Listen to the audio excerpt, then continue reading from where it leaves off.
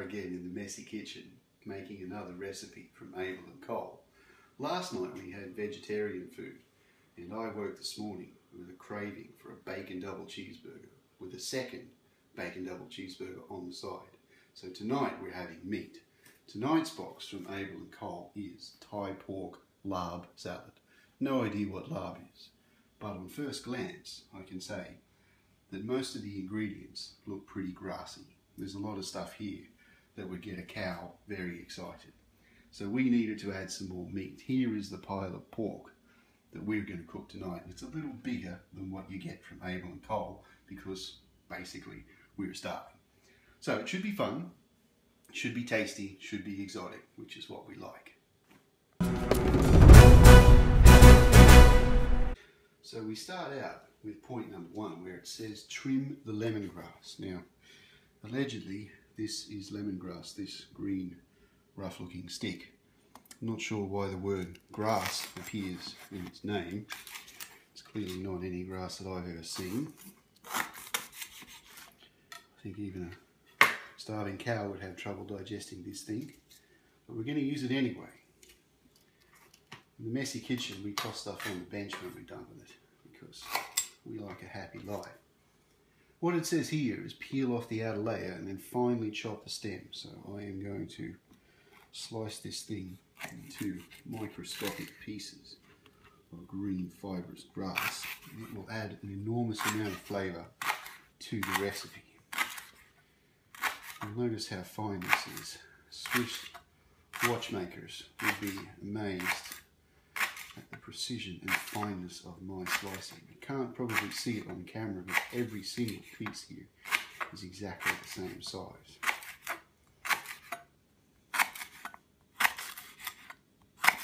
It's okay if you wish to applaud.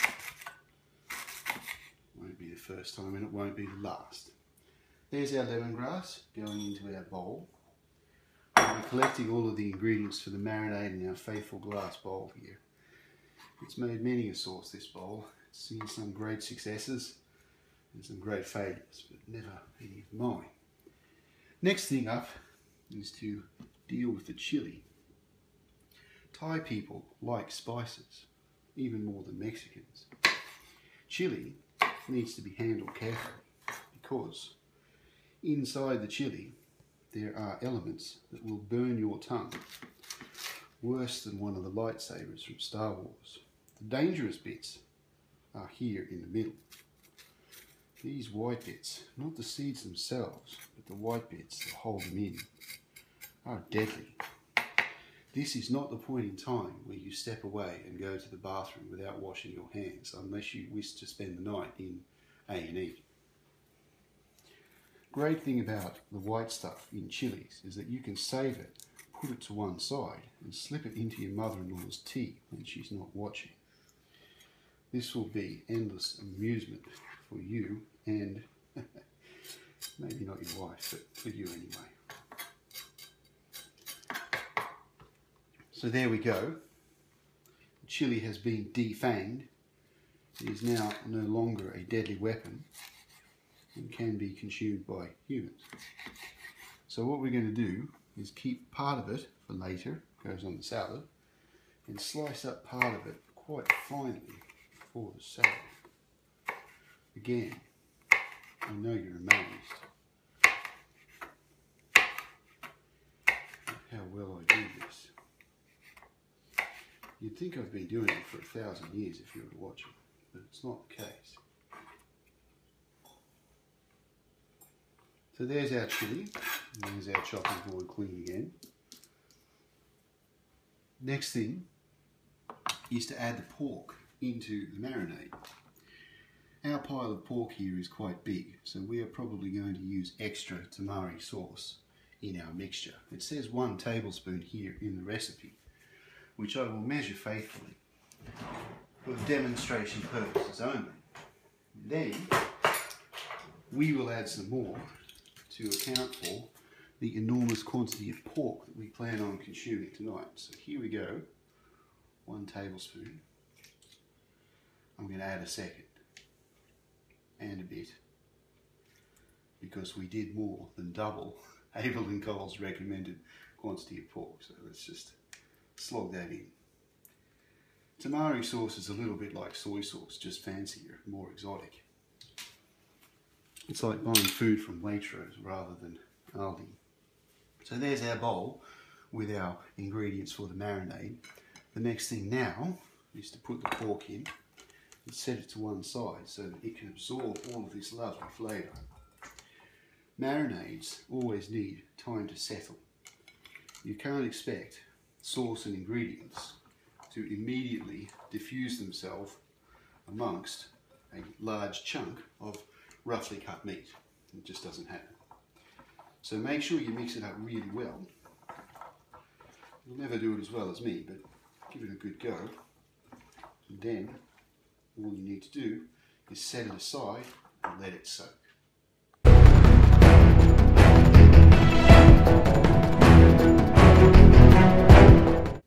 So while our pork gets yummy in its marinade, we need to move on to the next step, which involves preparing all of this grassy stuff into some edible concoction, hopefully. The first thing is to deal with lettuce. Now lettuce, in my mind, is one of the most pointless creations on earth. It doesn't add a lot of flavour, but it gives you a bit of texture, it gives you something to crunch on.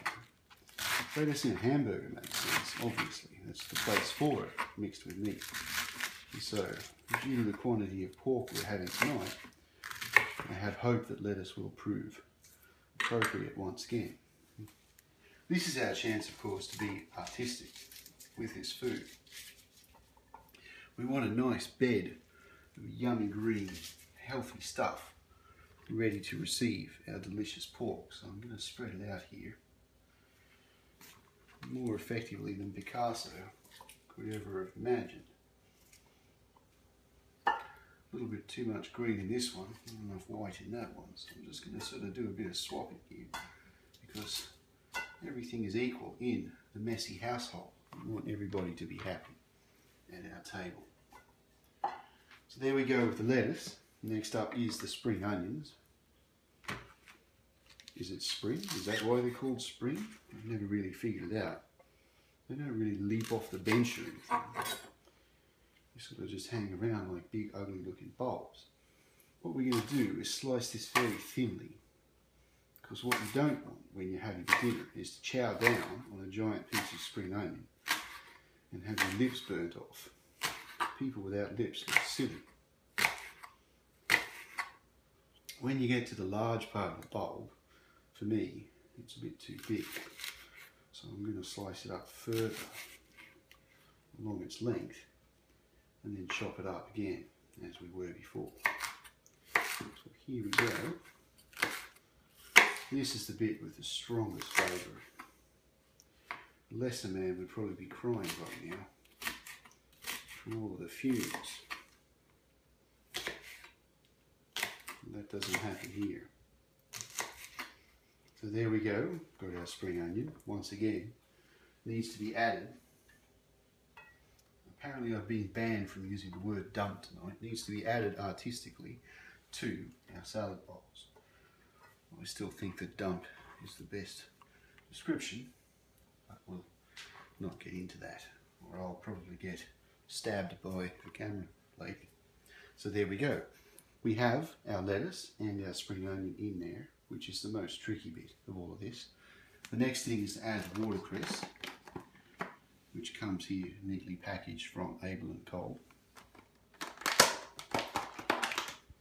I'm not sure how many different types of leaves someone needs in a single type of food, but I think we are reaching the natural limit here with these different ingredients.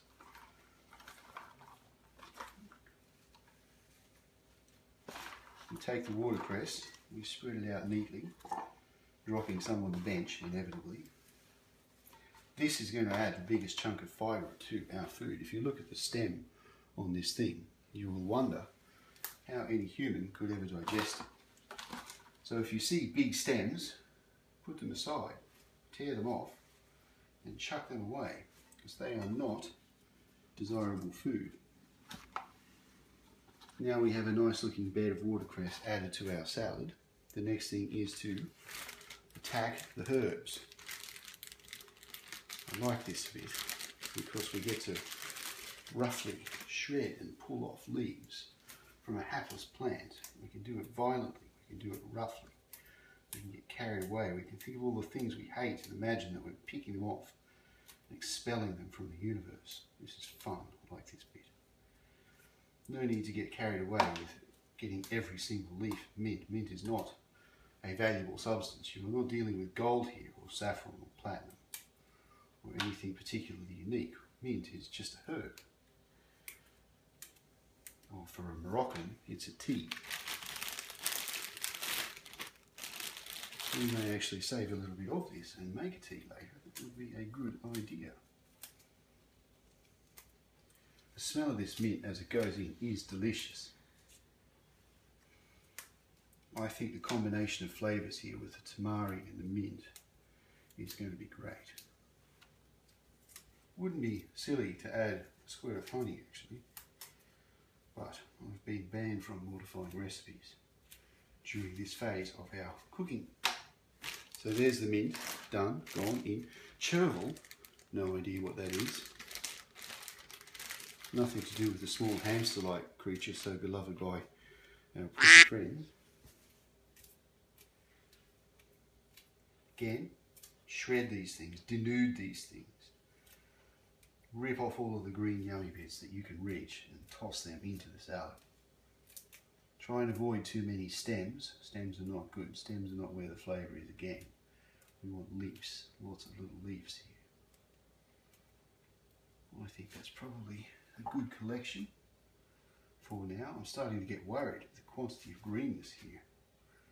I can't imagine what it will do to our digestive system. I thought that to eat things like this you needed to have 4 stomachs, like a cow, which we don't have. Perhaps when the filming's over I'll just eat the pork. Last ingredient in this phase is the bean sprouts, which are here. The recipe says a tablespoon each.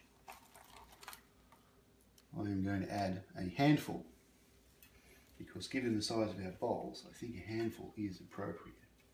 There we go, that's one hand, and there's the second handful. So now our salad bowls are ready to receive our pork. Last thing we do at this stage is take our lemon and chop it up into wedges so it's ready for when we add the pork. We've got our lemon on hand to squeeze over the top. It's the last element of the dish that completes the flavour envisaged by Abel and Cobb. So, there we go. All is ready.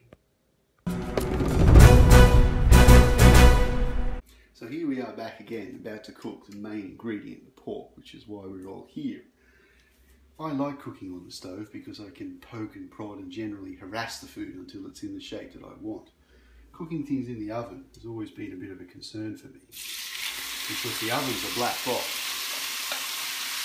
God knows what happens in there when you're not watching.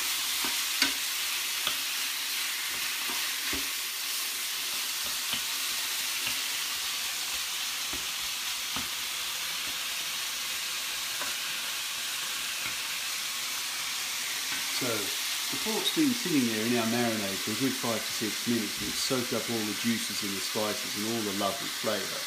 Now it's in the pan cooking slowly. This is not something you need to watch, so we'll be back in a minute.